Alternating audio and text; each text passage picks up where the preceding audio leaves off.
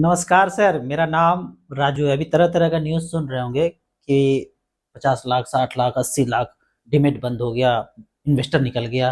वो एक महीना के जो अभी तो 3 दिन जो चला युद्ध टीवी पे, उसके वजह से कितने लोगों ने डिमिट अकाउंट बंद कर दिया और अभी फिर से 4-5 दिन में सारा का सारा मार्केट रिकवर हो गया। कभी कभी ऐसा होगा कि ये एक सप्ताह में हो गया ना, ये 3 महीना और 3 साल भी लग सकता है, तो 3 साल भी ऐसा रह सकता है। उस सिचुएशन में क्या करेंगे? और भी लोग धीरे धीरे बंद करना शुरू करेंगे। पर जो समझे हैं ना, क्योंकि पैसा कहाँ लगाएंगे, कहाँ वो कहीं भी तो लगाएंगे ना, बैंक, पोस्ट ऑफिस, कहीं भी रखेंगे पैसा, पैसा मार्केट में ही जाएगा। तो हो सकता है एक साल रिटर्न नहीं दिया, दूसरे साल रिटर्न नहीं दिया, पर तीसरे साल इतना रिटर्न देंगे कि पीछे का सारा रिकवर हो जाएगा। यहाँ पे आज का टॉपिक है कि कैसे 1 करोड़ रुपया म्यूचुअल फंड से अगर टारगेट बनाए तो म्यूचुअल फंड से कैसे टारगेट वो फाइनेंशियल गोल अचीव कर सकते हैं। तो पहला तो ऑप्शन है कि मान लेते हैं कि एसआईपी करते हैं, आपका सैलरी पैसा आ रहा है, 20,000 रुपया पर मंथ कंटिन्यूस करते रहे 15 साल तक, तो कैलकुलेटर बोलता है 12% के रेट से 1 करोड़ रुपया पूरा कर देंगे।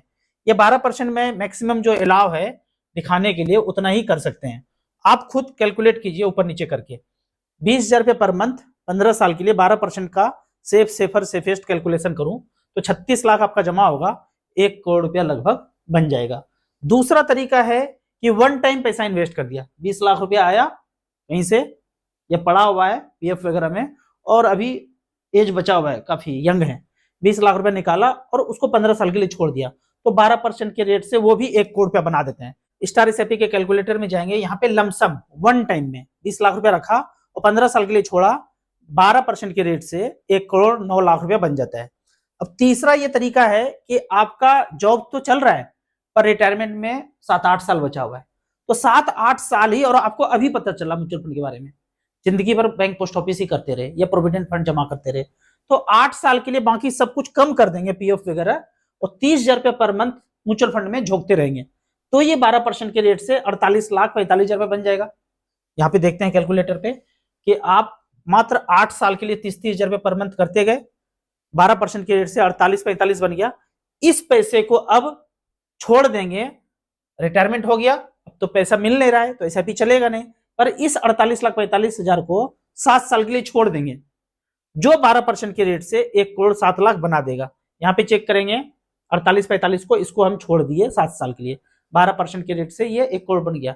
जब रिटायर हुए तो कुछ लमसम पैसा मिला, ये 7 साल उसमें गुजारा कर लीजिए, वो गुजारा हो गया। अब जब ये पैसा ग्रो होके 1 करोड़ हो गया, यहां से एचडब्ल्यूपी आप ले सकते हैं 60,000 रुपया पर मंथ, 15 साल तक ये एचडब्ल्यूपी चलता रहेगा, 60-60,000 रुपया।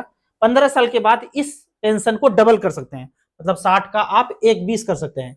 यहाँ पे जब आपका 1 करोड़ पूरा हो गया, टोटल आपने 8-7-15 साल दिया, एसआईपी किए तो भी 15 साल टाइम दिए, वन टाइम लगाए तो भी 15 साल दिए, और पार्ट में किए थोड़ा सा पैसा लगाया और फिर छोड़ दिया तो भी 15 साल टाइम दिए, और ये जब 1 करोड़ बन गया तो 60-60,000 रुपये पर मंथ पेंशन लेना शुरू किए आने वाले 15 साल तक, और 10% का रिटर्न यहाँ पे कैलकुलेट कर रहा हूं, तो 1 करोड़ 8 लाख विड्रॉ कर चुके और 1 करोड़ 94 लाख 15 साल के बाद बचा।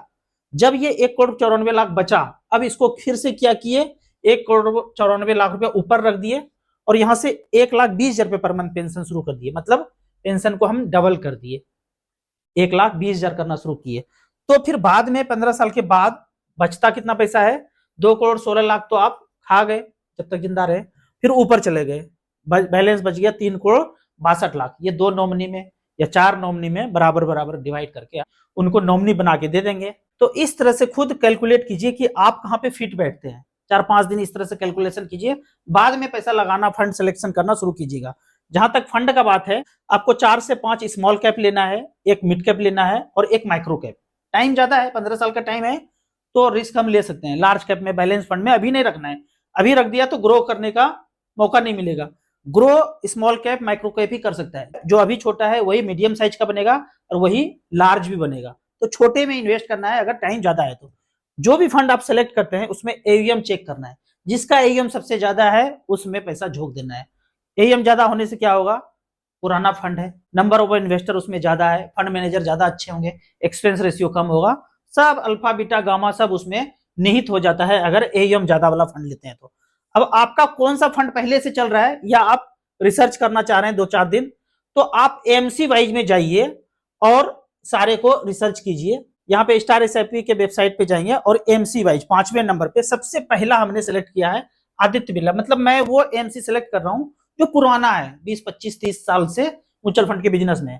आदित्य बिरला पहला नाम आता है, मतलब एबीसीडी में पहला आदित्य का नंबर आया। Since Inception by default selected है और 1 लाख रुपया हमने यहाँ पे सिलेक्ट किया है। आप कुछ भी सिलेक्ट कर सकते हैं, हमने यहाँ पे 1 लाख सिलेक्ट किया है।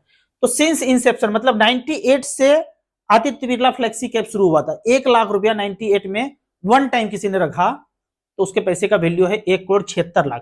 मैं उस फंड का बात नहीं कर रहा हूं जिसने आदित्य बिरला में सबसे ज्यादा रिटर्न परसेंटेज वाइज दिया है, वो तो कुछ कोई और हो सकता है, लेकिन यहाँ पे वो फंड है जिसने वर्थ ज्यादा बनाया है, टाइम ज्यादा है, वर्थ ज्यादा बनाया है। 1,76,00,000 1 लाख रुपया का बनाया है। दूसरा फंड अगर देखते हैं आदित्य बिरला इक्विटी एडवांटेज, इसने 1 लाख का बनाया है 93 लाख रुपया। तो आपका आदित्य बिरला में कौन सा फंड है इसको आपको चेक करना है। इसमें देखेंगे 5400 करोड़, इसमें देखेंगे 22,000 करोड़।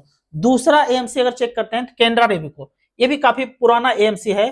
पहले नंबर पे आता है कैनरा रेमिको फ्लेक्सी कैप, 1 लाख का बनाया है 33 लाख। कब से शुरू हुआ है? 2003 से लेके अब तक 22 साल में 33 लाख रुपए बनाए, 17.52% का रिटर्न दिया है। एएम देखते हैं तो 12,000 करोड़। दूसरे नंबर पे इमर्जिंग इक्विटी 24,000 करोड़, 1 लाख का बनाया इसने 25 लाख रुपया। अब तीसरे एएमसी की तरफ चलते हैं जो पुराना है और वर्थ वाइज किसने कितना पैसा बनाया है। DSP large and mid cap 2000 से शुरू हुआ है, अभी तक 25 साल हो गया। 25 साल में 1 लाख का बनाया इसने 60 लाख रुपया, 17.86% का रिटर्न। मामूली रिटर्न है ये, 22 25 30% इस टाइप का रिटर्न नहीं है। फिर इसी तरह से आप फ्रैंकलिन का बात करते हैं। फ्रैंकलिन का सबसे पुराना फंड प्राइमा फंड 93 से लॉन्च हुआ था, 1 लाख रुपया वन टाइम रखा, 11,000 करोड़ का एएम है, पैसा बनाया है 2.5 करोड़ रुपया, 19.3% का रिटर्न। इसी तरह से आप एचडीएफसी फ्लेक्सी कैप चेक करते हैं, 95 से 1 लाख का इसने बनाया 1,95,00,000।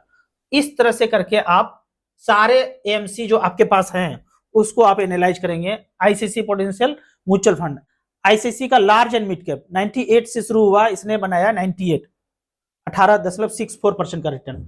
ईएलएसएस टैक्स सेवर 1 लाख का 99 से शुरू हुआ था, 91 बनाया है, 19% का रिटर्न यहाँ भी। इस तरह से निपॉन म्यूचुअल फंड का देख सकते हैं, काफी पुराना एएमसी ये भी है। और लास्ट में ये एसबीआई है, एसबीआई लॉन्ग टर्म इक्विटी 93 से ये शुरू हुआ। 1 लाख रुपया टैक्स बचाने के लिए किसी ने 93 में वन टाइम इन्वेस्ट करके छोड़ा तो 43 लाख रुपया, 12.42% का रिटर्न है।